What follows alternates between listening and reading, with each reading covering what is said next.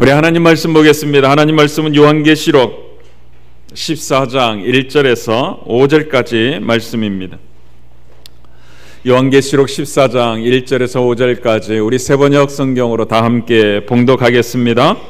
또 내가 보니 어린 양이 시온산에 서 있었습니다. 그 어린 양과 함께 14만 4천 명이 서 있었는데 그들의 이마에는 어린 양의 이름과 그의 아버지의 이름이 적혀 있었습니다. 그리고 나는 많은 물이 흐르는 소리와 같고 큰 천둥 소리와도 같은 음성이 하늘에서 울려오는 것을 들었습니다. 내가 들은 음성은 검은 고를 타고 있는 사람들의 노랫가락과 같았습니다. 그들은 보좌와 내 생물과 그 장로들 앞에서 새 노래를 부르고 있었습니다. 땅에서 구원을 받은 14만 4천 명 밖에는 아무도 그 노래를 배울 수 없었습니다. 그들은 여자들과 더불어 몸을 더럽힌 일이 없는 정절을 지킨 사람들입니다. 그들은 어린 양이 가는 곳이면 어디든지 따라다니는 사람들입니다. 그들은 사람들 가운데서 하나님과 어린 양에게 드리는 첫 열매로서 구원을 받았습니다. 그들의 입에서는 거짓말을 찾을 수 없고 그들에게는 흠잡을 데가 없었습니다. 아멘, 아멘.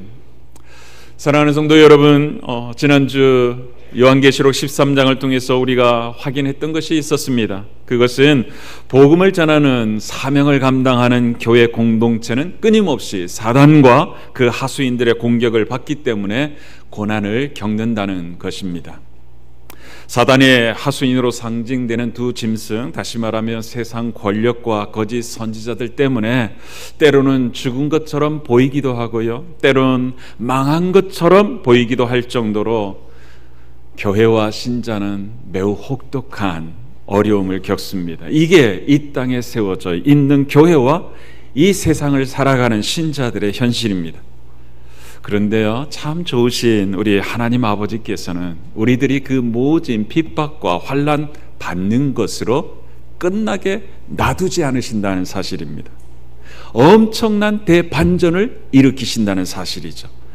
하나님의 대반전 드라마가 바로 오늘 우리가 살피게 될 요한계시록 14장입니다. 여러분 1절 말씀을 같이 한번 읽어보십시다. 함께 봅니다.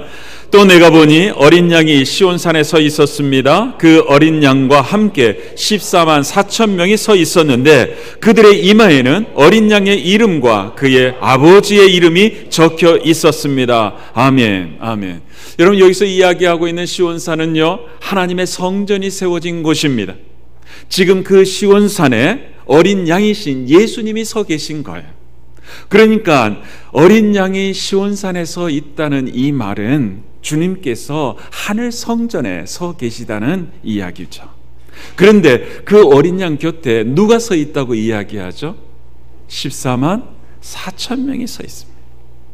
여러분 이들 14만 4천 명이 누구인지 단번에 알아볼 수 있도록 이들의 이마에는 아주 분명한 표식이 있었습니다. 그들의 이마에는요, 어린 양의 이름과 그의 아버지의 이름이 적혀 있었습니다. 어린 양의 이름 예수, 그 아버지의 이름 여호와, 이 이름들이 그의 이마에 기록되어져 있다는 것입니다. 여러분 이게 바로 요한계시록 7장에서 하나님의 종들의 이마에 찍은 하나님의 도장입니다. 그러니까 저와 여러분의 이마에는 하나님의 옥새가 찍혀 있음을 믿으시길 바랍니다. 14만 4천 명의 이마에는, 저와 여러분의 이마에는 예수, 여호와, 이 이름이 선명하게 찍혀 있는 것입니다. 그런데요, 요한계시록 7장에 따르면 이 14만 4천 명은 하늘이 아니라 땅에 있었습니다. 이들 14만 4천 명은 큰 환난을 겪어낸 사람들이고 어린 양이 흘리신 그 피에 자기의 두루마기를 깨끗이 빨아서 희게 한 사람들이었습니다. 그들은 두 짐승의 협박에도 아랑곳하지 아니하고 하나님만 경배하는 성도들이었다고 성경은 말하고 있습니다.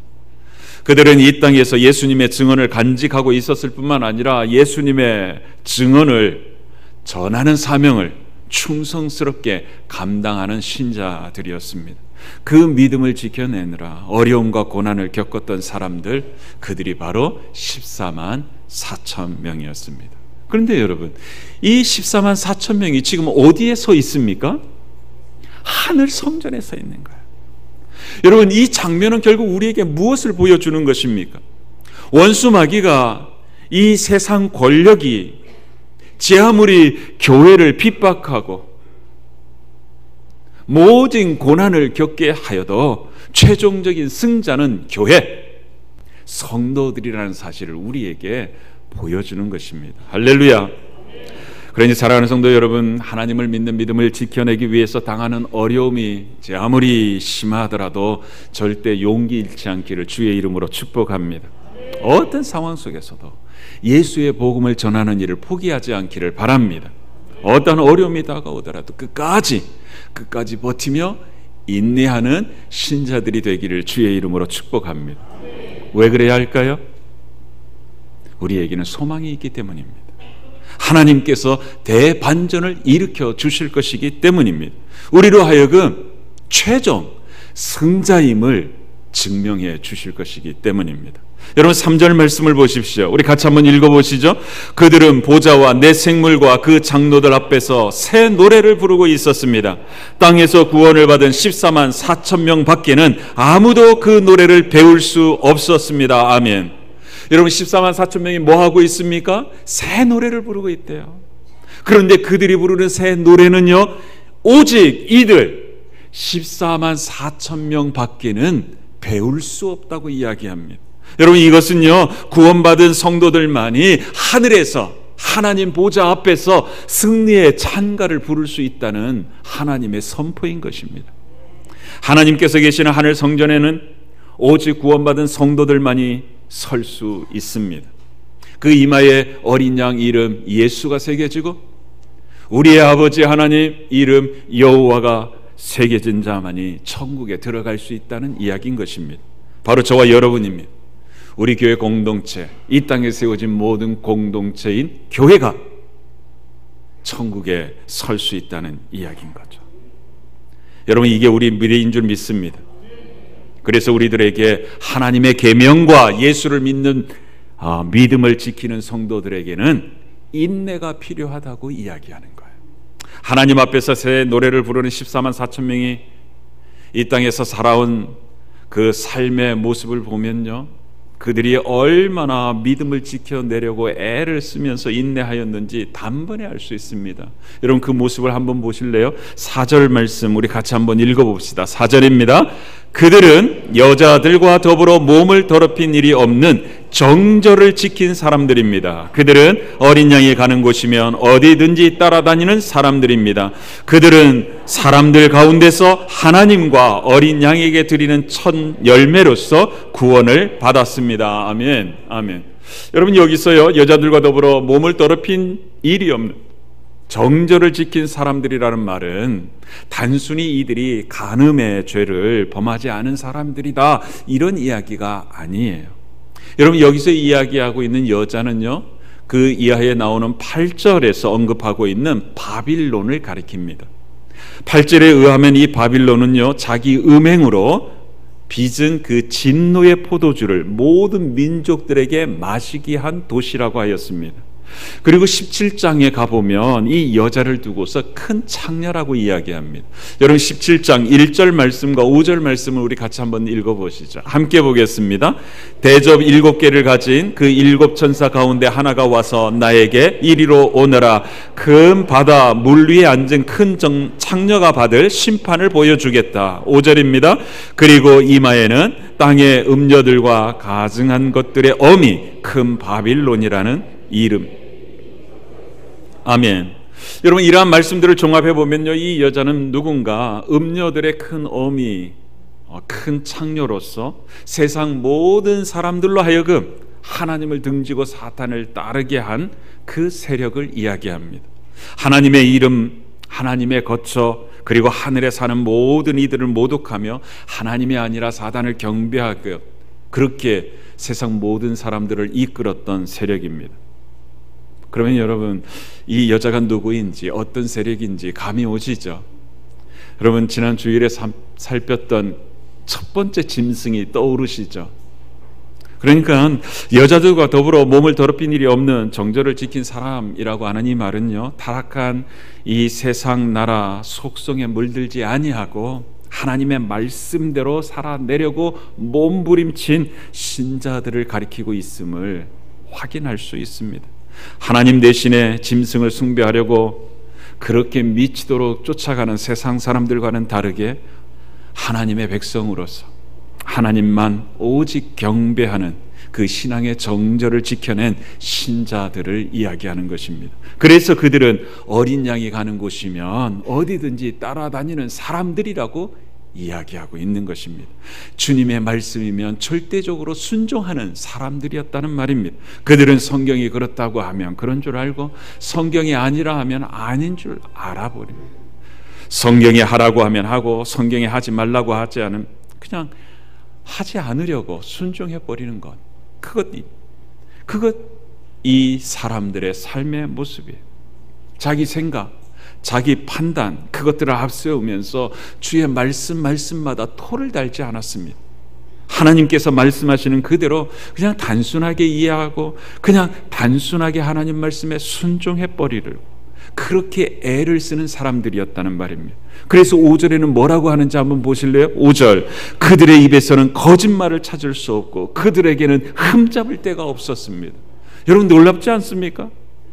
하나님의 말씀대로 순종하며 사는 것은요, 세상 사람들의 눈에는, 아니 신자인 우리들의 눈에도 정말 어리석어 보이기 짝이 없습니다. 초라해 보입니다. 흠이 많아 보입니다. 그런데 그렇게 살다가 하나님 앞에 설 때는요, 거짓을 찾을 수 없대요. 흠을 찾을 수가 없다는 거예요. 거룩한 의의 옷을 입고 있다는 거예요. 여러분 이게 대반전입니다. 그리고 4절에 보면요, 그들은 사람들 가운데서 하나님과 어린 양에게 드리는 첫 열매로서 구원을 받았다고 말씀하고 있습니다. 여러분 첫 열매가 무엇이죠? 1년 농사를 지은 것 중에 처음으로 추수해가지고 가장 좋은 것으로 하나님께 드리는 예물, 그게 첫 열매이거든요. 이 첫 열매를 하나님께 드림을 통해서 내게 소산물을 허락하신 하나님께 감사하고 그 모든 수확이 다 하나님께 속하였다는 사실을 고백하는 믿음의 행위입니다. 그렇기에 첫 열매를 하나님께 드린 이후에 비로소 본격적인 수확이 시작됩니다.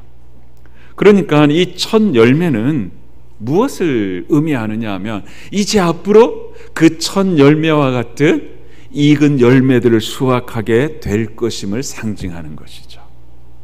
여러분 주님 오시는 그날까지 교회를 통해서 구원받은 저와 여러분을 통해서 택하신 하나님의 백성들을 구원하시는 사역이 끝까지 이루어진다는 하나님의 선언인 것입니다. 여러분 이것이 하나님께서 일으키시는 대반전입니다. 그런데 이 대반전을 일으키시는 마지막 날에 두 부류로 구분하시는 하나님의 심판이 있다는 거예요. 하나는 하나님 편에 서서 하늘 보좌에서 승리의 찬미를 부르는 부류이고, 또 다른 하나는 사탄의 편에 서서 지옥에서 곡소리를 내는 이들이 있다는 이야기입니다. 여러분 그 사실을 6절 이하에 등장하는 세 천사가 우리에게 전해줍니다. 이 천사들이 전해주는 이야기를 들으면 구원받은 신자인 우리가 어떻게 살아야 할지 더 선명해질 것입니다. 14만 4천 명에게 새 노래를 주셔서 그들이 새 노래를 부르는 그 장면을 보던 사도 요한이 연달아 새 천사가 날아오면서 들려주는 이야기를 듣습니다. 그 첫 번째 천사가 전해주는 이야기가 6절과 7절이에요. 우리 같이 한번 읽어봅시다. 나는 또 다른 천사가 하늘 한가운데서 날아다니는 것을 보았습니다. 그에게는 땅 위에 살고 있는 사람과 모든 민족과 종족과 언어와 백성에게 전할 영원한 복음이 있었습니다. 그는 큰 소리로 외쳤습니다. 너희는 하나님을 두려워하고 그분께 영광을 돌려라. 하나님께서 심판하실 때가 이르렀다. 하늘과 땅과 바다와 물의 근원을 만드신 분께 경배하여라. 아멘, 아멘. 여러분 보십시오. 이 첫 번째 번째 천사에게는요, 땅 위에 살고 있는 모든 사람들에게 전할 영원한 복음이 쥐어져 있다고 말씀합니다. 그가 선포하는 복음의 내용은 다른 것 아닙니다. 하나님의 심판의 때가 가까웠으니 이제 하나님을 두려워하며 하나님께 영광을 돌리라는 것이었습니다. 그리고 두 번째 천사가 전해주는 이야기가 8절입니다. 우리 같이 한번 읽어보십시다. 또 두 번째 다른 천사가 뒤따라와서 말하였습니다. 무너졌다, 무너졌다. 큰 도시 바벨론이 무너졌다. 바벨론은 자기 음행으로 빚은 진노의 포도주를 모든 민족에게 마시게 한 도시다. 아멘. 여러분, 이 두 번째 천사는요, 바빌론의 멸망을 선포합니다. 여러분, 우리가 앞에서 확인한 바가 있지만 여기서 바빌론은요, 하나님을 대적하는 세상 나라와 권세를 의미합니다. 특별히 사도 요한 시대에는 로마 제국이 바로 바빌론이었습니다. 여러분, 이 바빌론이 어떤 나라입니까? 자기 음행으로 빚은 진노의 포도주를 모든 민족들에게 마시게 한 도시라고 말씀합니다. 여기서 말하는 음행은 하나님을 거역하고 용과 짐승을 숭배하는 것을 이야기합니다. 바빌론은요, 모든 나라로 하여금 하나님을 거역하고 용과 짐승을 경배하도록 강요하였습니다. 이렇게 하는 행위를 두고서 자기 음행으로 빚은 진노의 포도주를 모든 민족에게 마시게 한 도시라고 이야기한 것입니다. 이에 대해서 우리가 17장을 살필 때 좀 더 자세하게 말씀드리겠습니다. 아무튼 모든 민족으로 하여금 하나님을 거역하고 사단을 숭배하도록 강요하였던 이 바빌론이 하나님의 진노를 사서 심판을 받아서 멸망하게 될 거라고 이 두 번째 천사가 이야기하는 거예요. 그리고 세 번째 천사가 전해주는 이야기가 9절부터 12절입니다. 우리 같이 한번 읽어보시죠. 또 세 번째 다른 천사가 그들을 큰 소리로 말하였습니다. 그 짐승과 그 짐승 우상에게 절하고 이마나 손에 표를 받은 사람은 누구든지 하나님의 진노의 포도주를 마실 것이다. 그 포도주는 물을 섞어서 묽게 하지 않고 하나님의 진노의 잔에 부어 넣은 것이다. 또 그런 자는 거룩한 천사들과 어린 양 앞에서 불과 유황으로 고통을 받을 것이다. 그들에게 고통을 주는 불과 유황의 연기가 그 구덩이에서 영원히 올라올 것이며 그 짐승과 짐승 우상에게 절하는 자들과 또 그 이름의 표를 받은 자는 누구든지 밤에도 낮에도 휴식을 얻지 못할 것이다. 하나님의 계명과 예수를 믿는 믿음을 지키는 성도들에게는 인내가 필요하다. 아멘. 아멘. 여러분, 이 세 번째 천사가 선포하는 메시지는 두 가지입니다. 하나는 뭐냐 하면 짐승과 짐승의 우상에게 경배하고 짐승의 표를 받은 자들은 하나님의 심판을 받게 될 거라는 것입니다. 그들은 영원히 타오르는 불과 유황 연기가 가득한 지옥에서 영원한 고통을 겪고 영원한 휴식을 얻지 못할 거라 이야기합니다. 그리고 두 번째는 성도들에게 인내가 필요하다는 것입니다. 이러한 종말을 알기에 더욱더 신자로 살아내야 한다, 그 이야기인 것입니다. 그리고 14절 이하를 보면요, 이 세 천사가 경고한 그대로 하나님의 구원과 하나님의 심판이 실행됨을 우리에게 보여줍니다. 우선 14절 말씀 같이 한번 읽어보시죠. 또 내가 보니 흰 구름이 있고 그 구름 위에는 인자 같은 분이 앉아 있었습니다. 그는 머리에 금 면류관을 쓰고 날이 선 낫을 들고 있었습니다. 아멘. 여러분, 여기서 흰 구름이 있고 그 구름 위에 앉은 그 인자 같은 분이라고 했는데 누구일까요? 맞습니다. 예수 그리스도시죠. 예수 그리스도께서 그 머리에 승리의 면류관을 쓰시고 구름 위에 앉아 계십니다. 여러분, 구름 위에 앉아 계시다는 말은 다시 오실 예수 그리스도를 우리에게 보여주는 거예요. 그리고 그 예수님의 손에 뭐가 들려 있습니까? 날이 선 낫이 있었습니다. 마치 익은 곡식을 거둬 들이려는 농부의 모습처럼 보입니다. 그런 예수님께 한 천사가 낫을 대어 거두어 들이십시오. 땅에 있는 곡식이 무르익어서 거두어 드릴 때가 되었습니다 하고 강청합니다. 그러자 예수님께서 그 낫을 들고 휘두릅니다. 그렇게 땅의 곡식들을 거두어 들이시죠. 여러분, 이게 무슨 의미죠? 여러분, 주님께서 낫을 가지고 곡식을 수확하는 모습을 데살로니가 전서 4장의 말씀으로 한번 보시죠.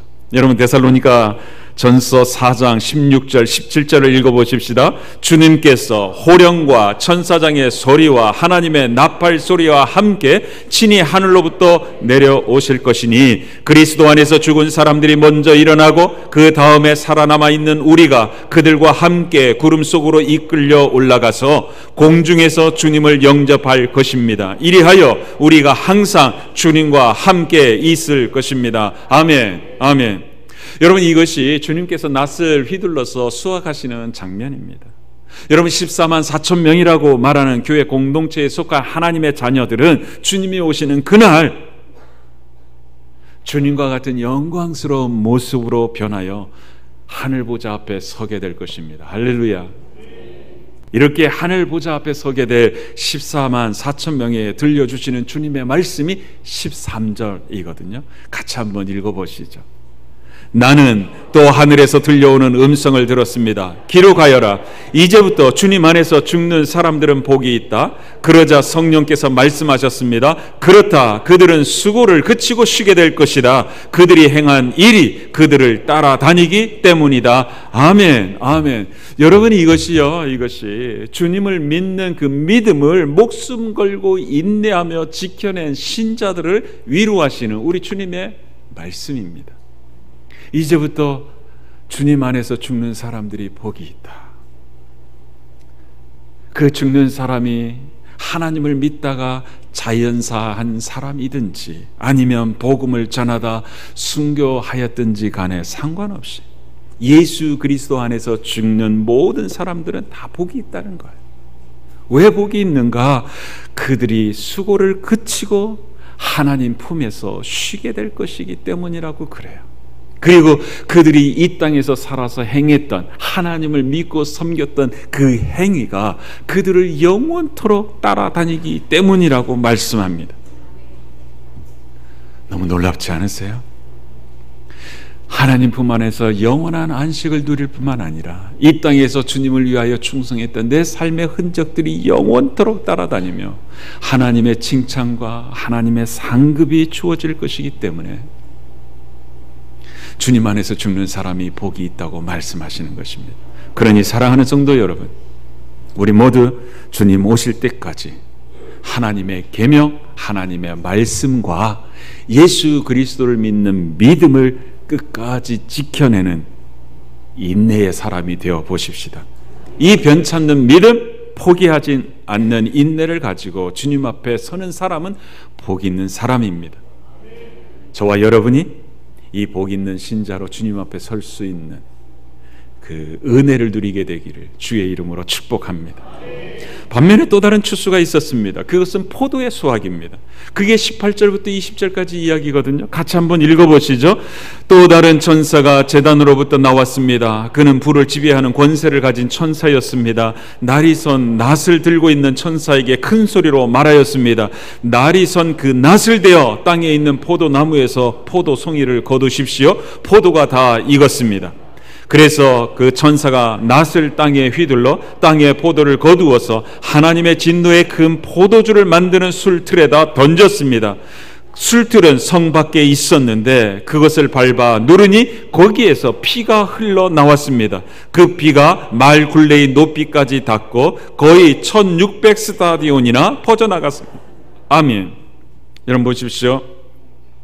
불을 다스리는 천사가 제단으로부터 날아와서 날이 선 낫을 들고 있는 천사에게 외칩니다.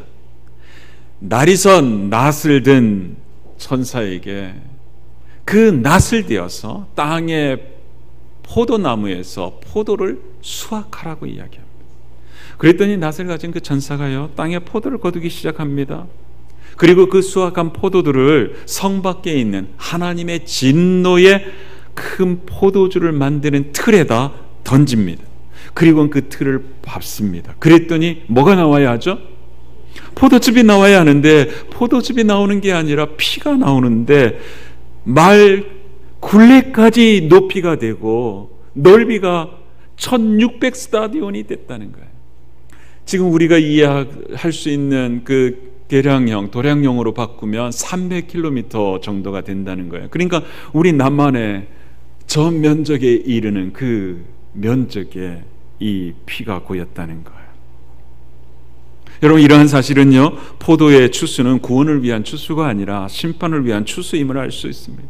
정말 대단히 무섭고 끔찍한 하나님의 심판임을 우리에게 생생하게 보여주는 것입니다. 하나님을 거부하는 자, 하나님을 거부하고 영과 짐승을 경배하는 자들은 하나님의 진노의 그 큰 포도주 틀에 던져질 것입니다. 그런데 그 포도주 틀이 어디 있다 그랬어요? 성 밖에 있었다고 그랬습니다. 그들 모두 하나님의 성인 천국 밖으로 던져질 거라는 말입니다. 그 일을 행하는 천사는 불과 유황으로 타는 곳을 다스리는 천사라고 이야기합니다. 그러니 그 천사는요, 하나님을 거부하는 모든 자들을 자신이 다스리는 그곳으로 다 던져 넣을 거라는 이야기입니다. 거기서 영원토록 고통을 겪게 될 거라는 말입니다. 여러분, 이것이 복음을 거절하고 하나님을 거부하는 자들이 받게 될 마지막 운명인 것입니다. 이들은요, 세상에서는 온갖 권세를 부리며 형통하게 살았습니다. 하나님의 이름을 그렇게 모욕하고 하나님의 이름을 가진 신자들을 박해했습니다. 그런데도 그들은요, 어떠한 피해도 입지 않았던 사람들이었습니다. 그들의 권세가 영원할 것처럼 그렇게 떵떵거리며 살던 사람들이었습니다. 그런데 하나님의 무서운 심판이 그들의 인생의 말로인 것입니다. 여러분, 이게 하나님이 일으키시는 대반전입니다. 그러니 사랑하는 성도 여러분, 오늘 분명히 아셔야 해요. 하나님께서 대반전을 일으키시는 날은 이 땅의 모든 사람들이 둘로 구분되게 될 거라는 사실입니다. 하나님 편에 서서 하늘 보좌에서 승리의 창가를 부르는 사람들이 있는가 하면, 사탄의 편에 서서 지옥불에서 곡소리를 내는 사람들도 있을 거라는 것입니다. 사랑하는 성도 여러분, 여러분은 이 날에 어느 편에 서 있습니까?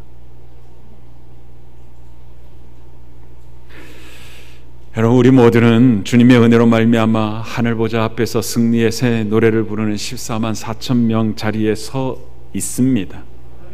무섭고 두려운 하나님의 진노의 대상이 아니라 하나님의 위로하심과 상주심의 대상이 이미 되었습니다. 주님께서 다시 오시는 그날 누리게 될 축복이 바로 이것입니다.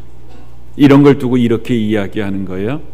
그 축복은 따놓은 당상이다 그러는 거예요. 그런데 여러분, 여기서 우리가 매우 심각하게 생각해 봐야 할 것이 있다 하는 것입니다. 여러분, 4절 말씀 다시 한 번만 읽어봅시다. 4절 함께 보겠습니다. 그들은 여자들과 더불어 몸을 더럽힌 일이 없는 정절을 지킨 사람들입니다. 그들은 어린 양이 가는 곳이면 어디든지 따라다니는 사람들입니다. 그들은 사람들 가운데서 하나님과 어린 양이 드리는 첫 열매로서 구원을 받았습니다. 아멘. 여러분, 이 4절 말씀이 저와 여러분에 대한 묘사이거든요. 우선 여자와 더불어 몸을 더럽힌 적이 없는 정절을 지킨 사람들이라고 이야기합니다. 여러분, 우리는 사단을 쫓는 자가 아니라 하나님을 주님으로 섬기는 사람이었다는 말입니다. 구원받은 하나님의 자녀, 하나님의 백성이라는 말입니다. 그리고는 하는 말이 뭐예요? 어린 양이 가는 곳이면 어디든지 따라다닌 사람들이라고 하였습니다. 여러분, 이것을 간단히 줄이면 이거예요. 따라해 보시죠. 그리스도의 제자. 그리스도의 제자라는 말입니다.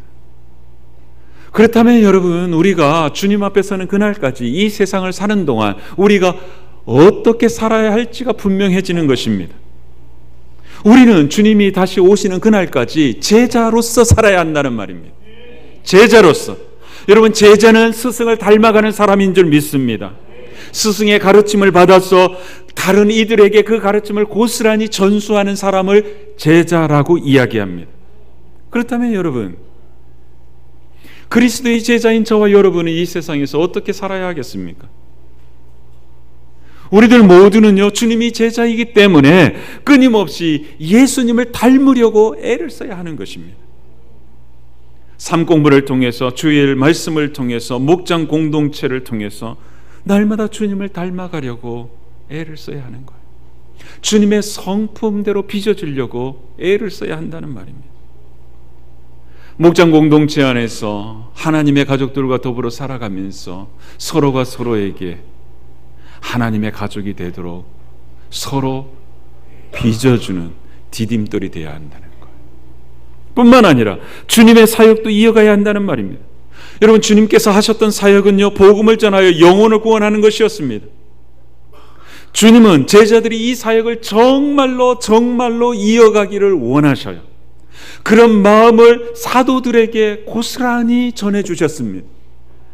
그 전한 말씀이 마태복음 28장 19절 20절입니다. 여러분, 직접 주님의 육성으로 우리 같이 한번 읽어봅시다. 그러므로 너희는 가서 모든 민족을 제자로 삼아서 아버지와 아들과 성령의 이름으로 세례를 주고 내가 너희에게 명령한 모든 것을 그들에게 가르쳐 지키게 하여라. 보아라, 내가 세상 끝날까지 항상 너희와 함께 있을 것이다. 아멘. 아멘.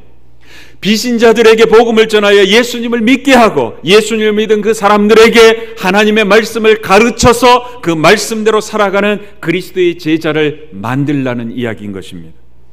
여러분, 이것이 14만 4천 명의 무리 속에 속한 구원받은 하나님의 신자들인 저와 여러분이 이 땅을 사는 동안 목숨을 다하는 그날까지 목숨 걸고 수행해야 할 사명인 것입니다. 그래서 우리 보고 첫 열매라고 말씀하신 거예요. 그렇다면 우리가 어떻게 살아야 할지 분명하죠.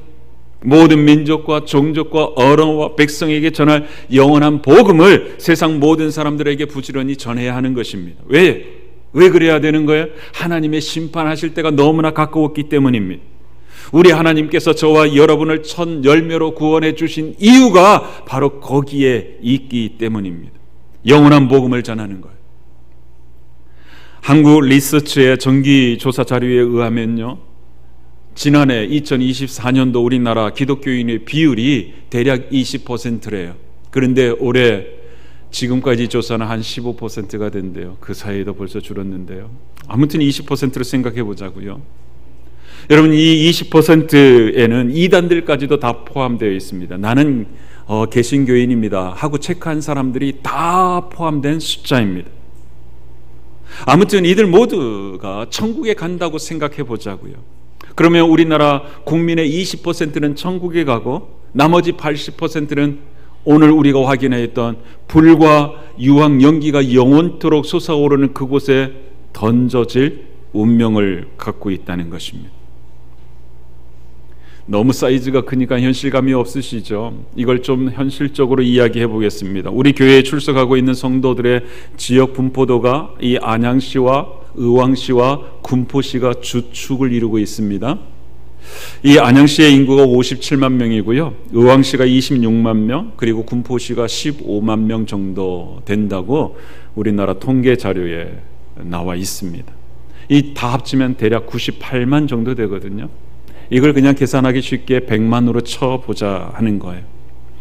여러분, 이 세 도시에 살고 있는 100만의 시민들 가운데 20만 명은 천국에 가고요, 80만 명은 지옥에 가는 거예요.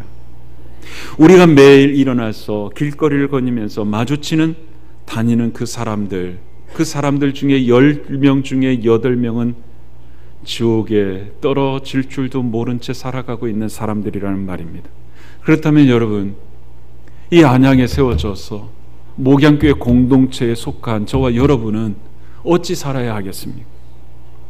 우리들이 이들 모두가 하나님의 진노를 받아 지옥에 가게 될 80만에 속해 있다는 사실을 알고 있는데도 이들에게 관심을 갖지 않고 산다면 우리는 주님께 받은 이 사명을 포기하는 자입니다. 아니, 거부하는 자입니다. 직무유기입니다. 우리는 이들에게 정말 관심을 가져야 합니다. 끊임없이 내 주변에서 비신자들 가운데서 내가 섬길 VIP를 찾아야만 하는 거예요. 그들의 영적 필요를 찾아내고 그들을 위해서 기도하면서 어떻게 해서든지 복음을 전할 기회를 만들어야 하는 것입니다. 그래서 우리는 매년 우리 교회 출석 성도의 5%에게 복음을 전해서 예수 믿게 하고 세례를 베푸는 교회가 되었으면 좋겠다고 꿈을 꾸며 기도하고 있는 것입니다.